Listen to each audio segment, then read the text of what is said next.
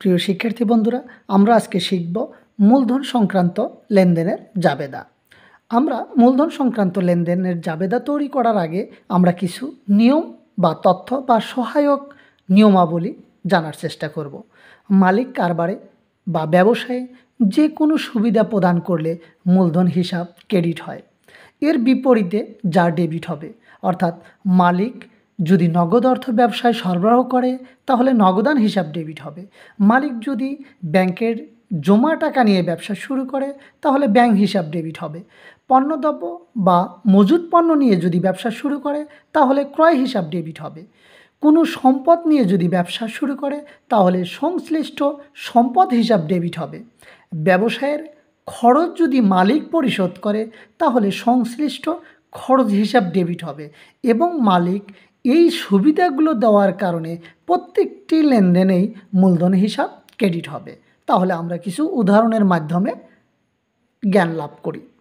সাজিদ কারবারে 20,000 টাকা নগদ মূলধন স্বরূপ আনয়ন করল। ইতিপূর্বেই আমরা জেনেছি মালিক নগদ অর্থ দিয়ে সুবিধা প্রদান করার কারণে মূলধন হিসাব ক্রেডিট হবে এবং নগদ যেহেতু সম্পদ বৃদ্ধি পেলে তা ডেবিট হবে।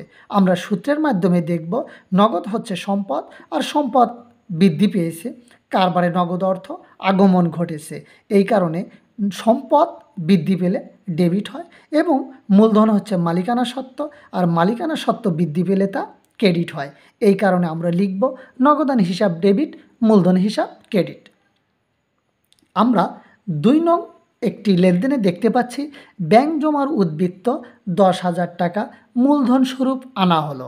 ব্যাংক জমার উদ্বৃত্তটি হচ্ছে সম্পদ, এটি কারবারে আনয়ন করার কারণে সম্পদ বৃদ্ধি পেয়েছে, এই কারণে সংশ্লিষ্ট সম্পদ আমরা ডেবিটে লিখব, অর্থাৎ ব্যাংক হিসাব ডেবিটে লিখব। এবং মালিক যেহেতু ব্যাংক জমার উদ্বৃত্ত দিয়ে কারবারে সুবিধা প্রদান করেছে, এই কারণে সুবিধা প্রদান করার কারণে মূলধন হিসাব সৃষ্টি হয়েছে। মূলধন হচ্ছে মালিকানা সত্ত্ব আর মালিকানা সত্ত্ব বৃদ্ধি পেলে তা ক্রেডিটে লিখতে হয়, এই কারণে আমরা লিখব ব্যাংক হিসাব ডেবিট, মূলধন হিসাব ক্রেডিট। 3 নং লেনদেনে আমরা দেখতে পাচ্ছি 20,000 টাকার পণ্যদ্রব্য নিয়ে ব্যবসা শুরু করা হলো। এখানে মালিক পণ্যদ্রব্য কারবারে আনয়ন করে বা পণ্যদ্রব্য নিয়ে ব্যবসা শুরু করার কারণে আমরা ক্রয় হিসাব লিপিবদ্ধ করব, কেননা ক্রয় হিসাব হচ্ছে ব্যয় আর ব্যয় বৃদ্ধি পেলে তা ডেবিট হয়। যেহেতু মালিক পণ্যদ্রব্য দিয়ে ব্যবসায় সুবিধা দিয়েছে, এই কারণে মূলধন হিসাব সৃষ্টি হবে, ক্রয় হিসাব ডেবিট এবং মূলধন হিসাব ক্রেডিট। 5,000 টাকার আসবাবপত্র কারবারে আনয়ন করা হলো। 4 নং লেনদেনে আমরা এই আসবাবপত্র নিয়ে ব্যবসা শুরু করার কারণে আমরা ইতিপূর্বে শিখেছি সংশ্লিষ্ট সম্পদ ডেবিট হয় এবং মালিক সুবিধা দেওয়ার কারণে মূলধন হিসাব ক্রেডিট হয়। তাহলে সংশ্লিষ্ট সম্পদ হচ্ছে আজকে আসবাবপত্র। আসবাবপত্র হচ্ছে সম্পদ আর সম্পদ ব্যবসায়ে আগমন ঘটলে বা সম্পদ বৃদ্ধি পেলে তাকে ডেবিটে লিখতে হয়। আমরা লিখব আসবাবপত্র হিসাব ডেবিট এবং মূলধন হিসাব ক্রেডিট। 5 নং লেনদেনে আমরা দেখতে পাচ্ছি ব্যক্তিগত সুনাম মূলধন হিসাবে ব্যবসায়ে আনা হলো।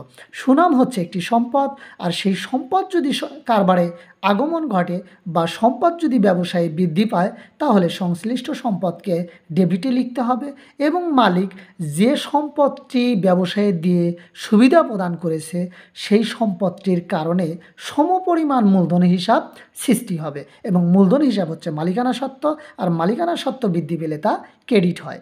এই কারণে আমরা লিখব সুনাম হিসাব ডেবিট এবং মূলধন হিসাব ক্রেডিট। আমরা 6 নং একটি লেনদেন দেখতে পাচ্ছি কর্মচারীদের বেতন মালিক ব্যক্তিগতভাবে পরিশোধ করলো।